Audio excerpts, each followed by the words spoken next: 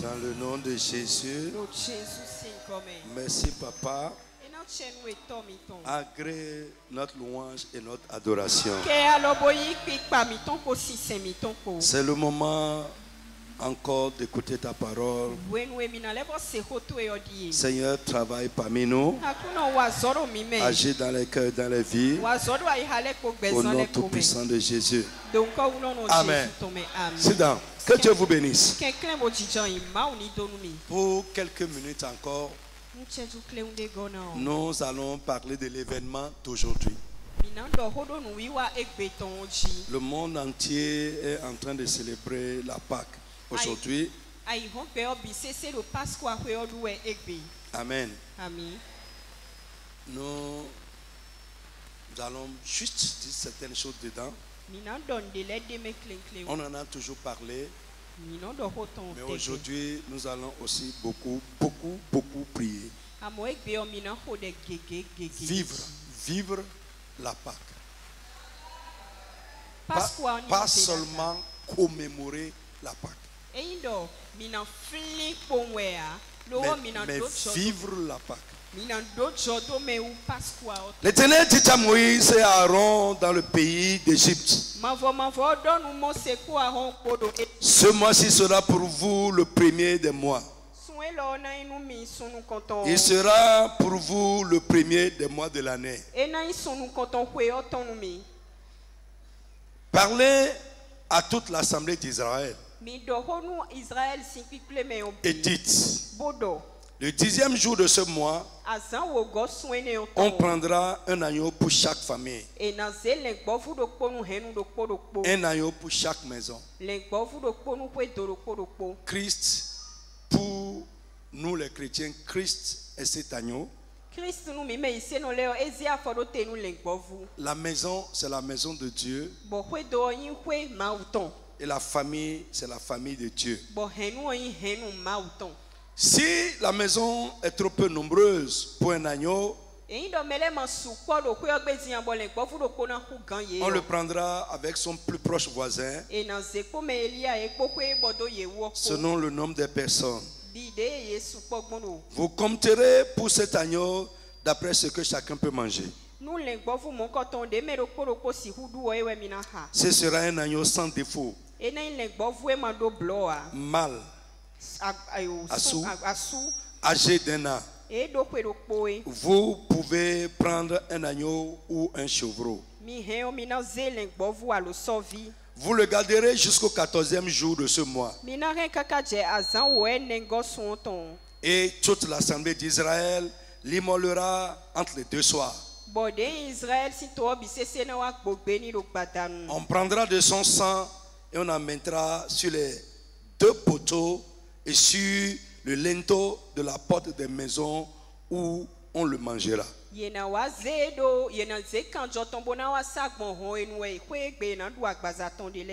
sang de Jésus-Christ, c'est le sang de l'agneau. Et ce que le sang de l'agneau a fait en Égypte, le sang de Jésus-Christ le fait pour nous dans ce monde.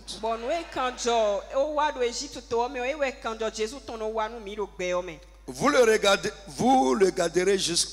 Ok, j'ai déjà lu ça. Cette même nuit, on en mangera la chair, rôtie au feu. On la mangera avec des pains sans levain. Alléluia. Et des herbes amères. Vous ne le mangerez point à demi-cuit et bouilli dans l'eau, mais il sera rôti au feu, avec la tête, les jambes et l'intérieur. Vous n'en laisserez rien jusqu'au matin. Et s'il en reste quelque chose le matin, vous le brûlerez au feu. Quand vous le mangerez, vous aurez vos reins sains. Vos souliers, c'est-à-dire maintenant c'est ceinture, maintenant c'est banon, vous aurez vos reins sains. Vous aurez vos reins sains, vos souliers aux pieds et votre bâton à la main. Et vous le mangerez à la hâte. C'est la Pâque de l'Éternel. Cette nuit-là, je passerai dans le pays d'Égypte. Je frapperai tous les premiers-nés du pays d'Égypte. Depuis les hommes jusqu'aux animaux. Et j'exercerai des jugements contre tous les dieux de l'Égypte.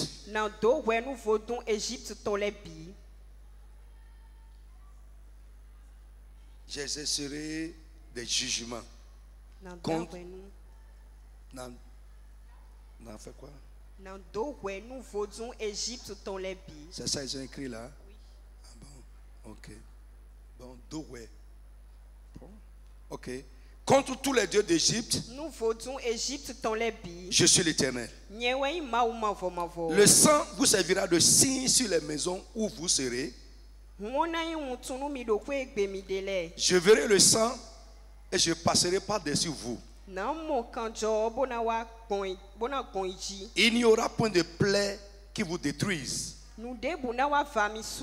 quand je frapperai le pays d'Égypte. Vous conserverez le souvenir de ce jour et vous le célébrerez par une fête en l'honneur de l'Éternel. Vous le célébrerez comme une loi perpétuelle pour vos descendants. Pendant 7 jours, vous mangerez des pains sans levain. Dès le premier jour, il n'y aura plus de levain dans vos maisons. Car toute personne qui mangera du pain levé du premier au 7e jour sera retranché d'Israël.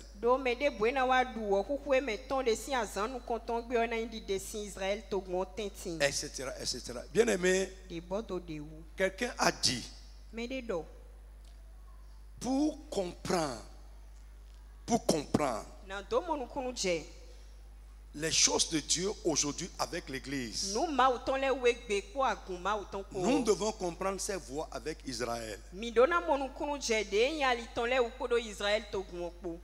Et la Bible nous dit que les choses passées sont l'ombre des choses à venir. La réalité se trouve avec nous en Jésus-Christ. Frère, j'aime beaucoup parler sur la Pâque, presque chaque année. Mais je veux nous rappeler encore certaines choses. Aujourd'hui, si tu prends n'importe quel chrétien et tu dis, qu'est-ce que nous sommes en train de commémorer? Il va dire la résurrection de Jésus-Christ. Et c'est difficile pour l'homme de se départir des formes. C'est difficile pour l'homme de se défaire des traditions, des choses dans lesquelles nous avons été moulés, même si c'est faux. C'est difficile pour nous d'être différents dans un milieu. C'est difficile pour nous d'être différents. Frère, ici, c'est la première fois que la Pâque a été instituée et le mot a été même prononcé. Dans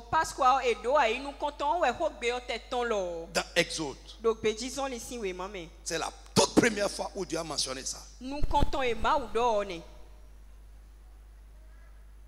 Et si nous, pour comprendre la Pâque aujourd'hui, nous devons comprendre la Pâque cette première fois.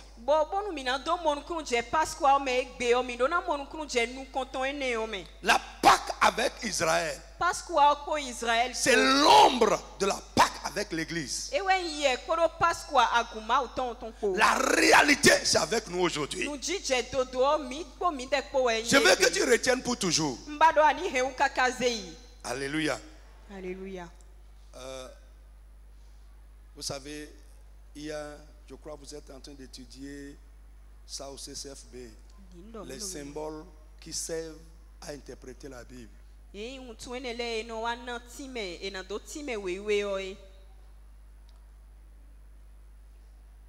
Israël dans le monde. C'est l'église. Israël plutôt en Égypte. C'est l'église dans le monde. Amen. Amen. Frère, la toute première chose que nous pouvons comprendre à l'égard de la Pâque est l'accomplissement d'une promesse.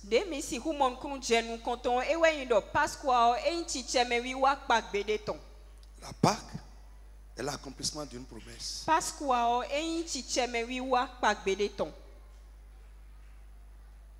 Quand Dieu a appelé Abraham, il lui a dit, tes descendants iront en esclavage dans un pays étranger.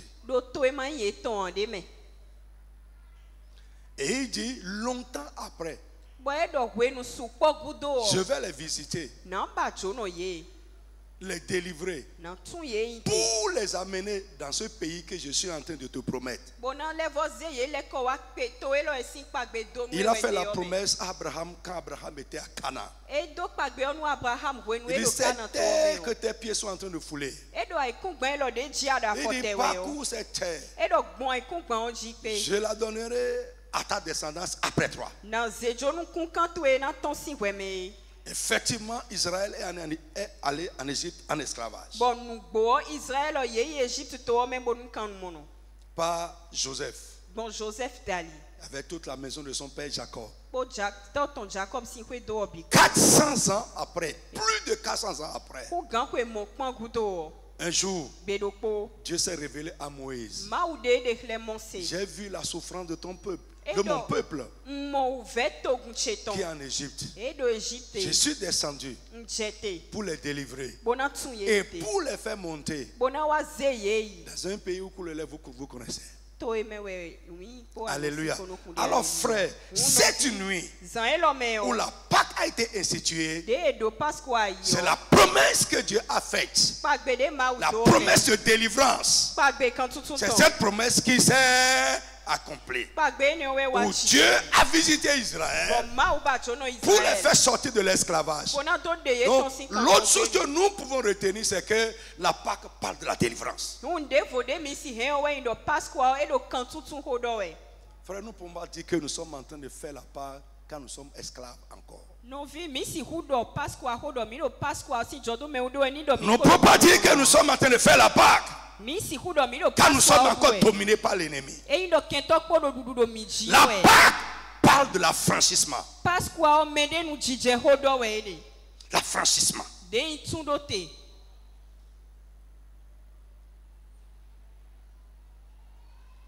Amen. Amen. J'ai dit, nous allons beaucoup prier aujourd'hui. Alléluia. Alléluia. L'autre chose que nous pouvons retenir dedans, d'abord avec Israël. Amen. J'ai déjà expliqué en même temps l'agneau pascal, c'est Jésus. Et à travers la Bible, surtout dans l'évangile de Jean, nous pouvons voir des indices qui montrent que cet agneau, c'est Christ. Beaucoup,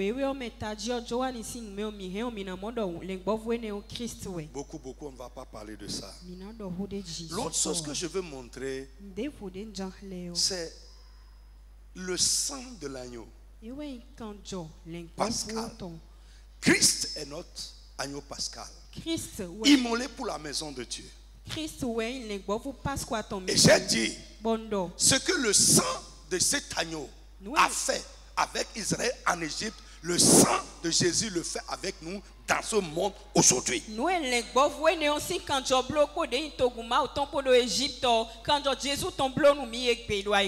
Le mystère de la mort de Jésus. Qui se souvient de cet enseignement? Le mystère de la mort de Christ. Oh, beaucoup ont déjà oublié. Amen. Listen.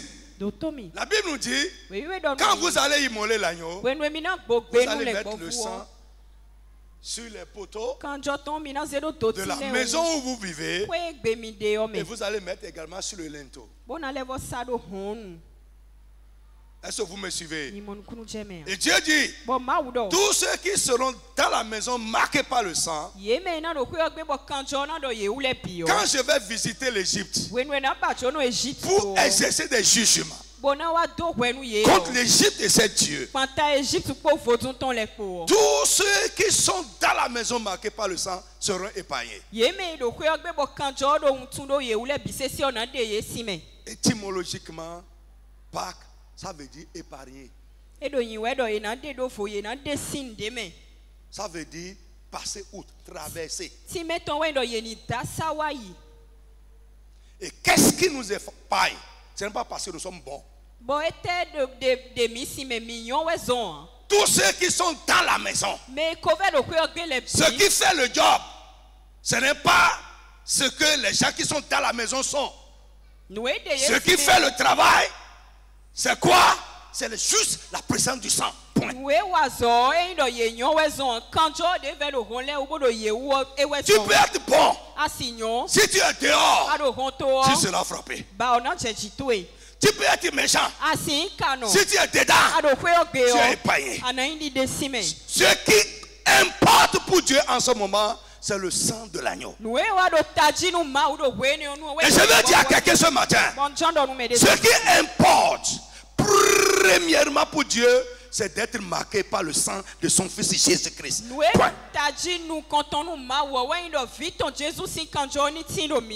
dans la maison de Dieu, dans la famille de Dieu. Le simple fait que tu sois dans la maison marquée par le sang, le simple fait que ta vie porte le sceau du sang, frère, ça va marquer une différence. Ce qui se passe avec les gens dehors ne va pas se passer avec toi dedans. Lève la main, dis amen très fort. Tu dois comprendre ça et tu dois vivre ça. Ce qui les poursuit là-bas ne va pas te poursuivre dans la maison marquée par le sang. Jamais, jamais, jamais. Quand le destructeur voit le sang, il voit que ça, c'est marqué d'un sceau et il passe à côté. Et je prie pour toi ce matin. C'est deux choses. Que ta vie soit scellée par le sang. Et deux, que tu sois dans la maison marquée par le sang.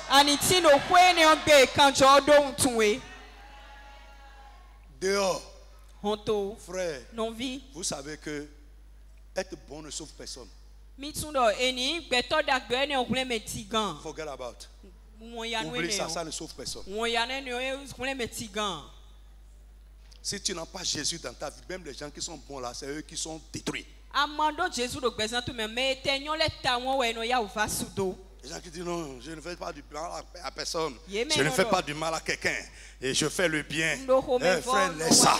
Si tu n'es pas sauvé, tu n'es pas marqué par le sang de Jésus-Christ, ce monde-là va te détruire. Les preuves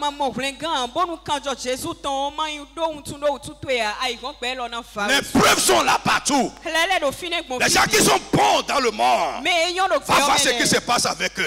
Même les gens qui font du bien, c'est eux qui les détruisent. Ce qui va te sauver est que tu sois marqué par le sang de Jésus-Christ. Ce qui va t'épargner, ce qui va te sauver, est que tu sois en Jésus-Christ. Le bienfait ne sauve personne. Jamais.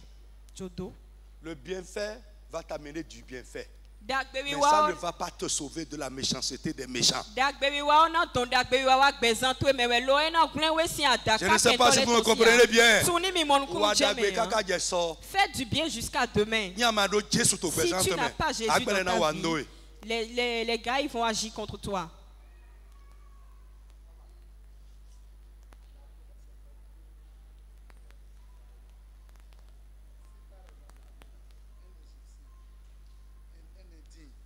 Dans la maison.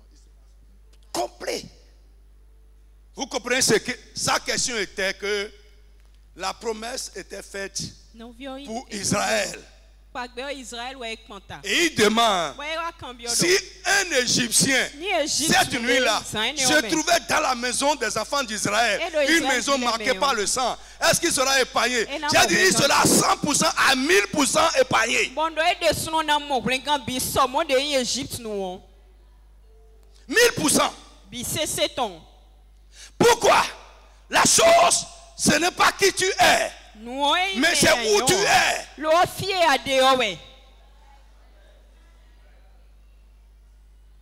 C'est comme au temps du déluge. Au temps du déluge. Quand je vous ai enseigné sur le baptême, comprends le baptême d'eau. Le problème n'est pas qui tu es. Au temps du déluge. Mais le problème était où tu es.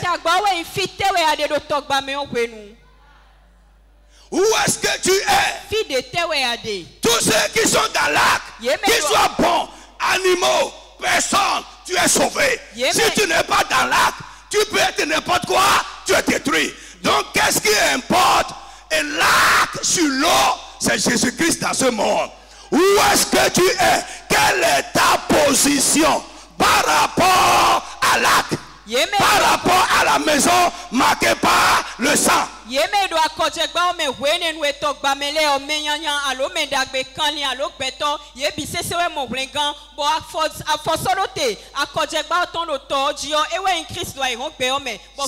enfant de Noé ne suivait pas son père pour rentrer dans l'arc, malgré que son père ait trouvé grâce devant Dieu, il va périr.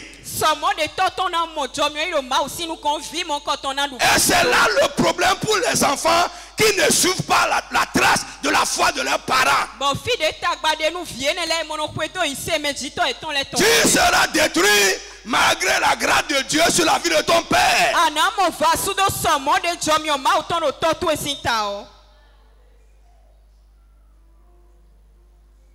Si même l'enfant de Moïse ne se trouvait pas dans la maison marquée par le sang, s'il est né, il sera frappé.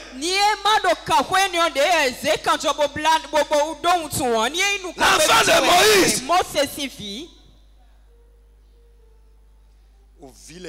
les enfants, si tu as un père, une mère qui est chrétien authentique et il demande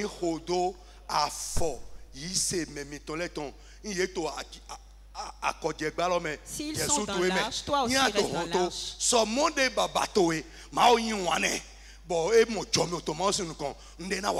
Si tu ne restes pas dans l'âge, c'est que tu es dehors. Tant bien même Dieu aime ton Père et que sa grâce repose sur sa vie, ce qui doit arriver à ceux du dehors t'arrivera également. Demande à quelqu'un où est ta position. Quelle est ta position? Quelle est ta position? Est-ce que tu es dans la maison? Frère, écoutez, écoutez, tu dois être dans la maison.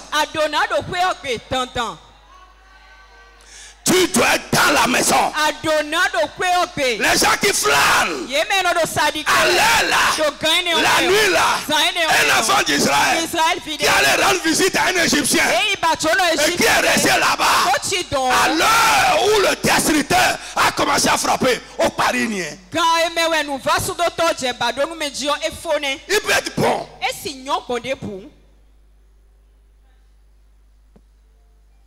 Notre bonté est valorisée en Jésus-Christ.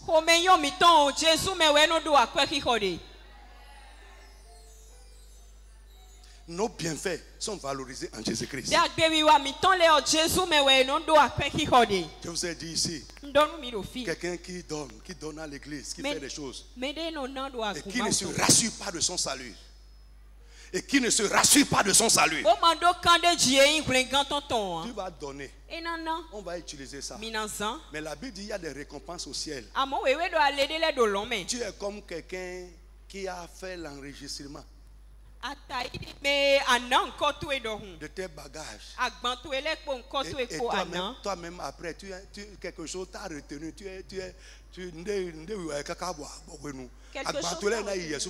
Tes bagages vont partir, mais toi-même tu ne vas pas voyager. Fais tout pour aller au ciel. Je dis de tout faire pour aller au ciel. Ah.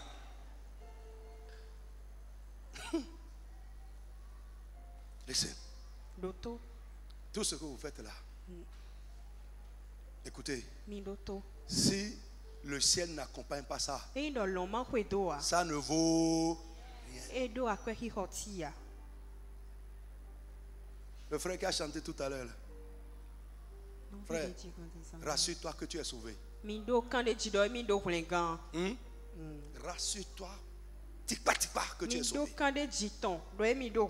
Et ce n'est pas que tu penses que tu es sauvé. On a regardé quelque chose ici, la présomption fatale. Vous vous souvenez de ça? Non, c'est à Akpakpa, on a fait ça 24 heures devant Dieu. On a étudié un livre, la présomption. On a fait ça ici? Non, c'est à Akpakpa. C'est depuis Akpakpa.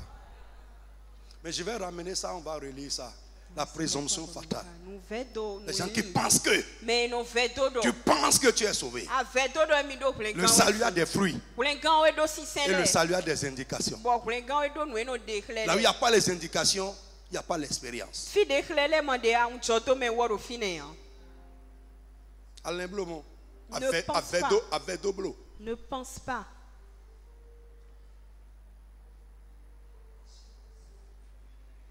Alléluia.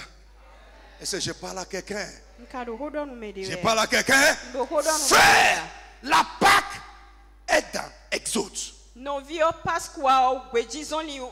Exode, ça veut dire départ. La sortie. Quand Israël est délivré, ce n'est pas pour rester en Égypte, c'est pour sortir. Frère, Dieu te délivre pour sortir. Lève la main, dis amen fort. Il te libère pour sortir. Il ne t'a pas libéré pour rester dans le monde. Tu dois sortir.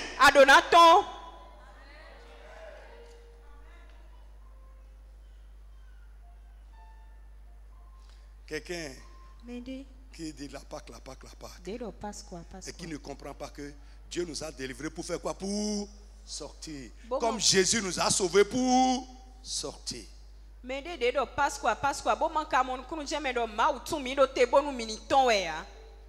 Tout à l'heure, au moment de l'intercession, la sœur priait que les gens qui n'ont pas d'engagement, qui sont encore liés dans le monde, mon cœur a saigné quand j'entendais ces requêtes-là. Frère, ça m'a fait mal.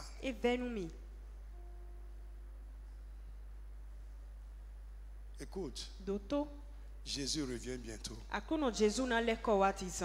J'ai dit Jésus revient bientôt. Et il viendra pour faire quoi? Les gens qu'il a sauvés du monde, il viendra pour nous amener. Are you ready?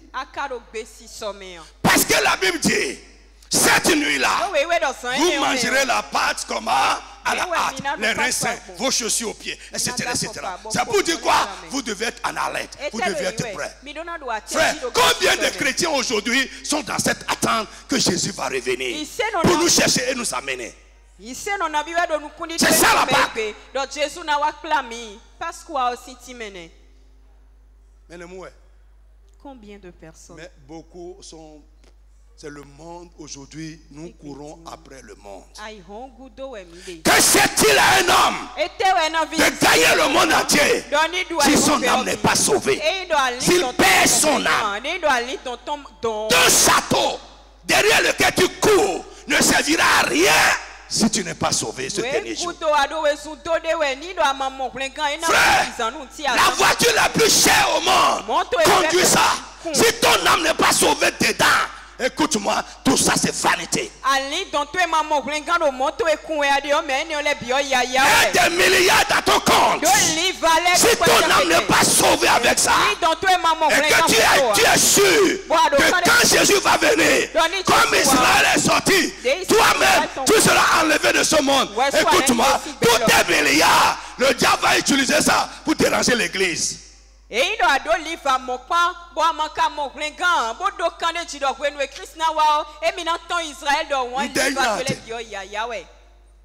Cette vie est trop courte. Pour que nous puissions sacrifier notre salut à ça. Elle est trop courte.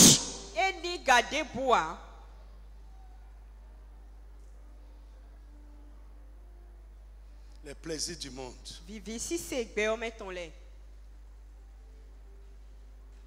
Regardez un enfant d'Israël qui dans cette nuit-là était allé à un concert en Égypte. Non, imaginez-moi ça. Non, ou bien ça ne pouvait pas se passer. Oui, qui allait à un concert en Égypte. Frère, que le Saint-Esprit nous parle. Que le Saint-Esprit vous parle.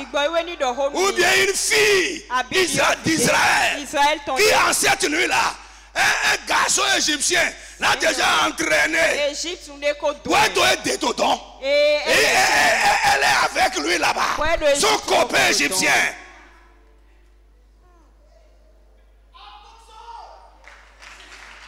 Non, si vous pouvez comprendre ça.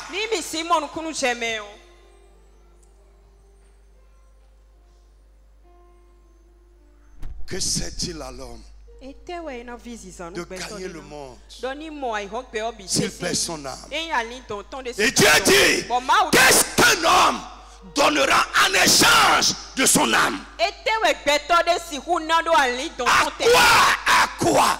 Avec quoi tu vas échanger ton salut? Tu vas échanger ton âme pour des plaisirs éphémères, des choses qui sont en train de passer.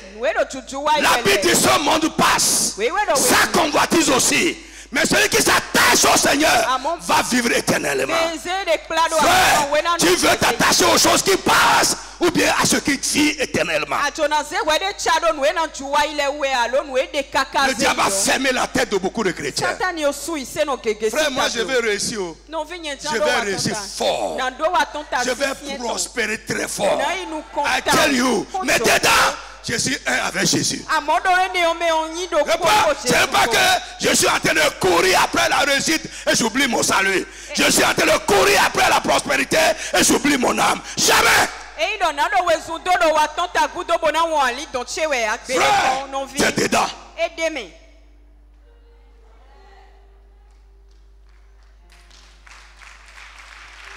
La Pâque doit éveiller notre conscience. Il y a un jour qui vient. Il y a une nuit qui vient. La trompette va sonner. Et Jésus va apparaître dans les airs. Et nous tous, rachetés par son sang, nous tous qui sommes prêts et que nous nous attendons à lui, nous serons enlevés à sa rencontre pour ne plus retourner à ce monde, pour vivre éternellement avec celui qui a donné sa vie, qui a versé son sang pour nous sauver. Frère, tu attends quoi? Pour donner sincèrement ta vie à Jésus-Christ.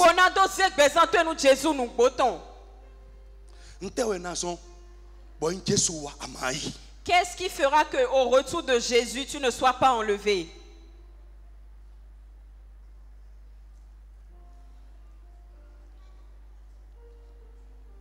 Les gens qui font, les filles, les femmes là, qui font une heure de temps pour s'habiller. Mindego. Tu fais, tu enlèves, tu refais, tu enlèves. Soyez en train de faire ça. Je ne dis pas que c'est mauvais. C'est pas mauvais. Vous devez faire ça. Mais pendant que tu es en train de faire ça, ton cœur, votre cœur,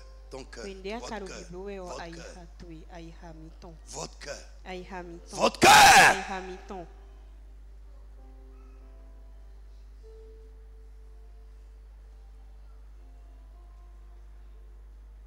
Vous le mangerez, les reins sains. La ceinture, c'est quoi? La vérité. La vérité. La vérité. L'honnêteté. La droiture. C'est ça la ceinture du chrétien. Les chaussures aux pieds. Les chaussures, c'est les dispositions qui concernent l'évangile de paix.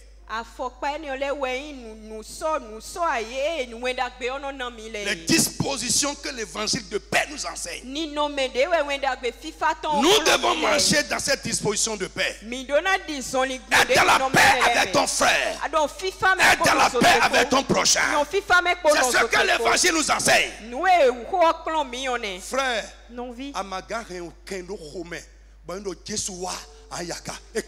tu ne peux pas avoir de la rancœur dans ton cœur et être enlevé au retour de Jésus. Jamais. Tu as attaché ton frère dans le ventre. Et Jésus vient. Frère, il va te pointer comme ça. Va régler ça d'abord. Avant de venir. Frère, Dieu tient tellement à la paix entre ses enfants qu'il a même dit, si tu veux venir donner l'offrande et que tu as dans ton cœur quelque chose contre ton frère, il dit, dépose l'argent à côté. Et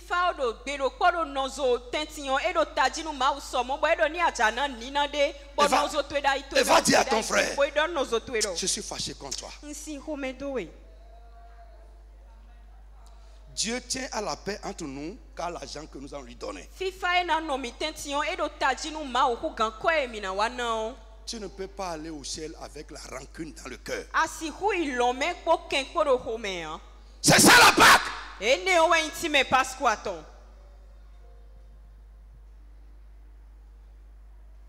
C'est ça la Pâque.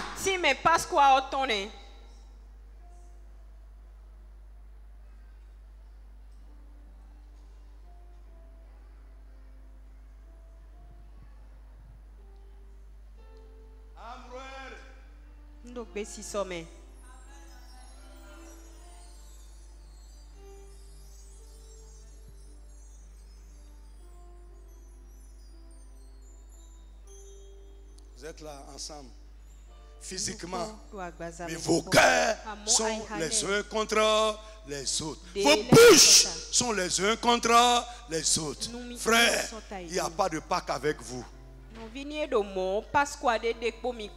Vous comprenez mon français? Vous êtes ensemble physiquement, mais vos cœurs sont les uns contre les autres. Vos bouches sont les uns contre les autres. Parfois même vos yeux témoignent comme vous.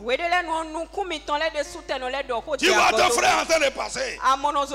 Tu as regardé depuis le bas jusqu'en haut. Et tu es en train de faire la Pâque.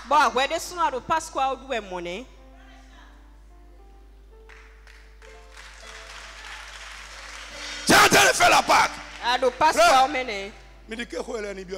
Que ces paroles entrent en vous. Que ces paroles entrent en vous.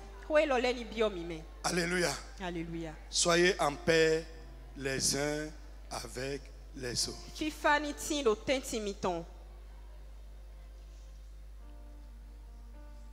Une maison divisée contre elle-même ne peut pas subsister. L'arme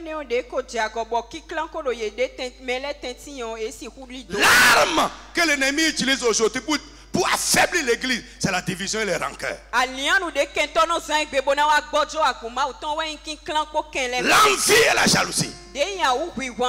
Nous sommes ensemble, les uns contre les autres. Quelle Pâque, quelle Pâque, quelle Pâque. Tu vas t'asseoir à côté de ton frère.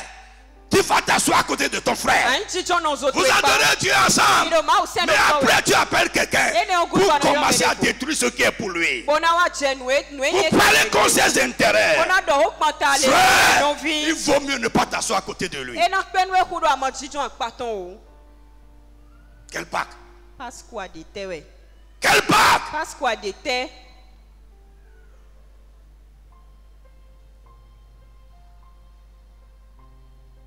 Quelle Pâque?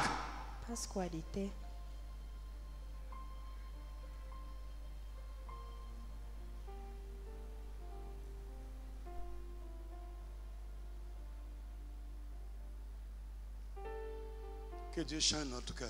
Oh, que Dieu change notre cœur. Que Dieu change notre cœur. Que Dieu change notre cœur. Il y a trop de séduction aujourd'hui dans l'église. Trop de séduction. Des bizarreries.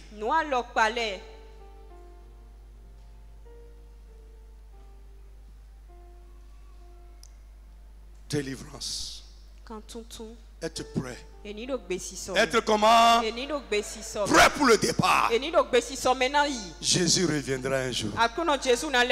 Et quand il va revenir, frère, c'est une bonne nouvelle. La Pâque aussi annonce une bonne nouvelle. La domination de l'ennemi prendra fin. La Pâque annonce une bonne nouvelle. La souffrance prendra fin. Les liens de l'esclavage prendront fin. Et nous irons dans la promesse qu'il nous a faite. La promesse, c'est la vie éternelle. Quelqu'un a dit amen très fort. Tout ça prendra fin un jour. Je n'ai pas de mari, ça prendra fin un jour. Je n'ai pas fait d'enfant, ça prendra fin un jour.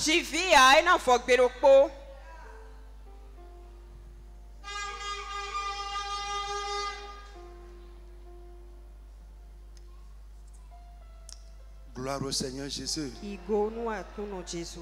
Frère, la Pâque, c'est du 14 au 21.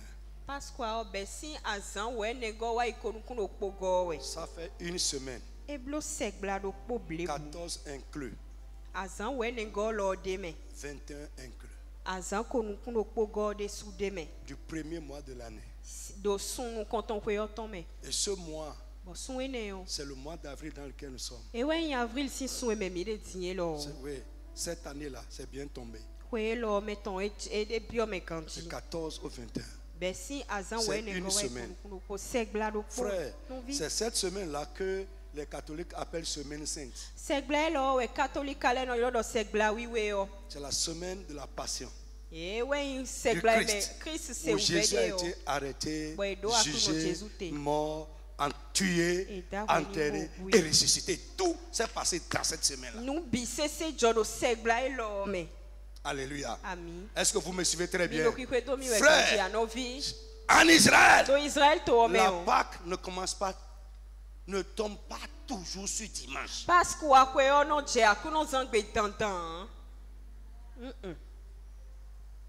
Mais nous, on s'organise pour que ça tombe toujours sur un dimanche. Gloire à Dieu, c'est bon. Mais c'est du 14 au 21. Frère, et pour nous, la semaine pascale est inaugurée. Nous sommes dans cette semaine maintenant. Et elle sera fermée quand Jésus va revenir.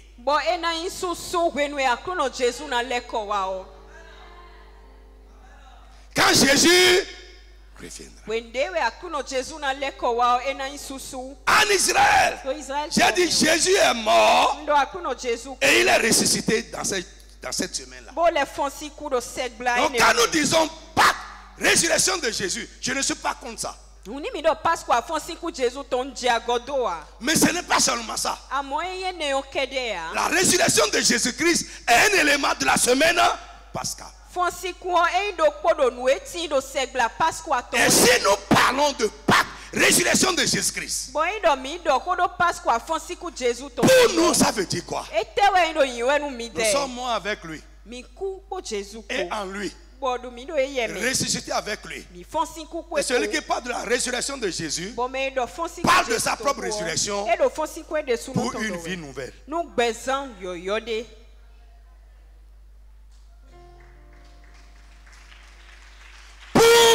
Une nouveauté de vie. La vie ancienne, l'homme ancien a été crucifié ici dans cette semaine et est ressuscité ou dans cette semaine pour une vie nouvelle. La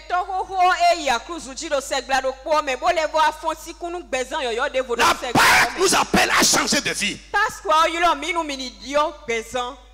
à vivre en nouveauté de vie, à de nouvelles personnes, à changer notre cœur et notre esprit. C'est pourquoi la Bible dit, alléluia, Christ, notre Pâque est immolé. Célébrons la Pâque avec du pain nouveau. Du pain comment?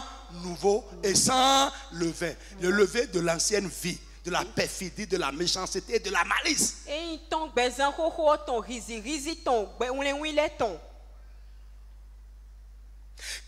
notre Pâque est immolé. Célébrons donc la fête avec des pains nouveaux. Sans le levain de la malice, de la ruse et de la perfidie. Je cite les mots que les Écritures ont utilisés. Mais toi qui es là, rusé, malicieux, perfide,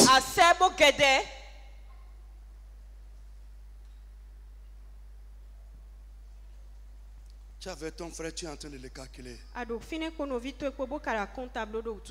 Vous êtes en train de rire, mais pour toi, c'est dans ton ventre. La Pâque.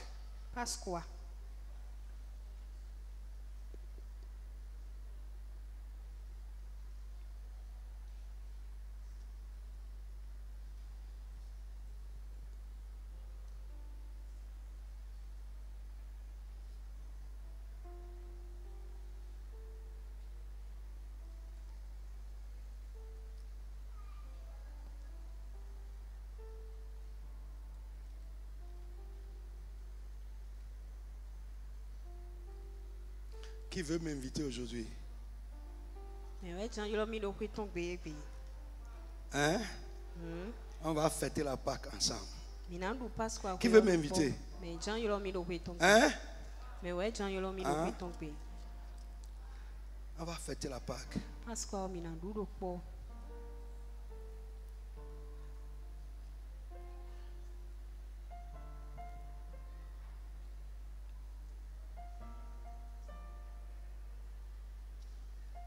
1 Corinthiens chapitre 5. C'est facile à retenir par le verset 6. Écoute ce que la Bible dit. C'est bien à tort que vous vous glorifiez. Lisez ça là-bas.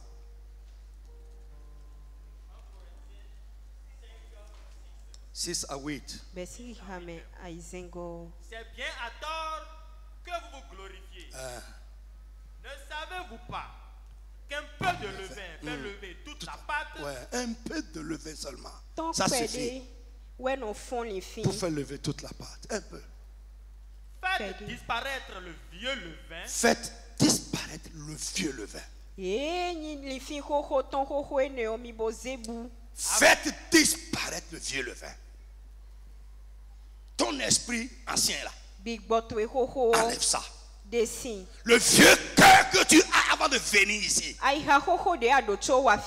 Enlève ça, fais disparaître ça. Les petites pensées qui sont en toi. Fais disparaître ça. C'est une chose. Je vous parle devant Dieu. Que je suis en train de demander très fort à Dieu. Parce que quand je nous regarde, notre problème n'est pas grand. Pour la plupart des gens, c'est les petites pensées qui sont en nous qui sont les problèmes de Dieu.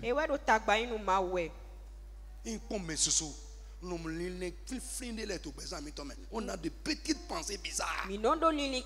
C'est ça qui bloque les choses de Dieu dans notre vie. Je suis même ce matin, j'ai déjà crié à Dieu très fort. Seigneur, pardon, enlève ces pensées de nos vies. Tout à l'heure, quand on priait, j'ai dit, on va prier. Termine. Faites disparaître le vieux levain. Alors vite, faites disparaître le vieux levain. Afin que vous soyez une pâte nouvelle. Yes, dis Seigneur, faites de moi une pâte nouvelle. Oh, mon frère, parle bien. Le vieux levain doit partir.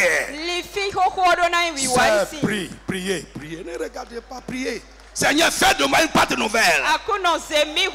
Prie, c'est sérieux. Fais de moi une pâte nouvelle. Jesus termine. Et vous allez voir le levain dont on a parlé là.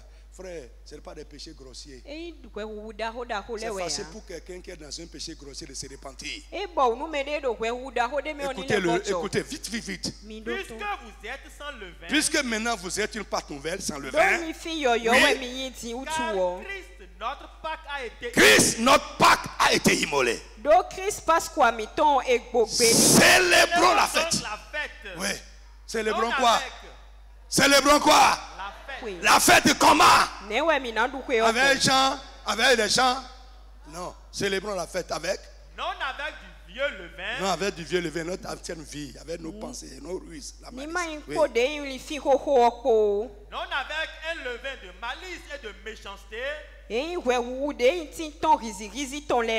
Mais avec les pains sans levain de la pureté et de la vérité. Jusqu'au verset 8. Oui, verset 8. C'est ça? C'est fini? Reprends. Verset 8. Célébrons donc la fête, non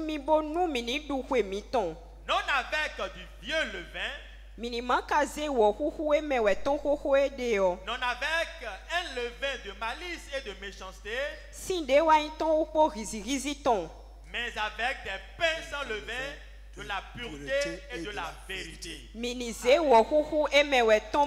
la main à côté, Seigneur, faites de moi une pâte nouvelle. Élimine de ma vie tout ce qui est le symbole du vieux levain. Élimine de ma vie tout ce qui est le symbole du vieux levain. Mon frère, sois sincère. Sois vrai avec toi-même.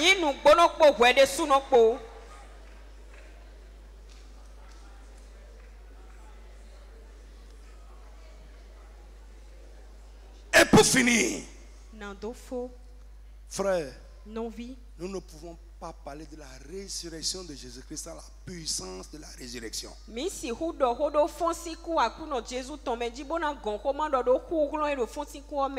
C'est là que je vais terminer mes propos. La Pâque parle de puissance. Puissance.